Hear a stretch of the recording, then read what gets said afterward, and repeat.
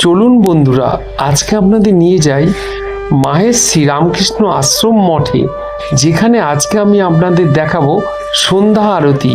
ঠাকুরের কি সুন্দর সন্ধ্যা আরতি হচ্ছে। আমি উপস্থিত হয়েছি মাহেশ শ্রীরামকৃষ্ণ আশ্রম মঠে সন্ধ্যাবেলায় এক খুব সুন্দর পরিবেশে।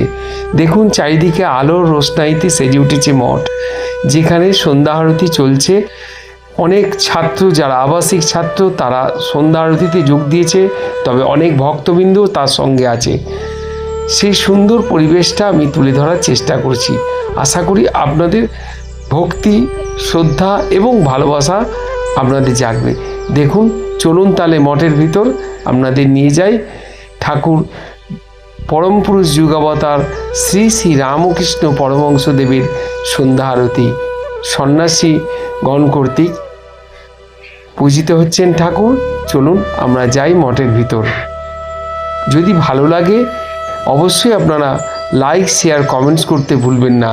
যারা এখনও আমার চ্যানেলটি সাবস্ক্রাইব করেননি অবশ্যই বলবো সাবস্ক্রাইব করে দিতে।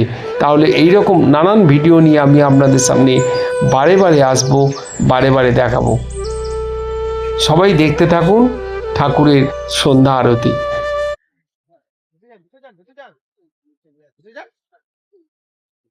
জানি জানি জানি আমি জানি।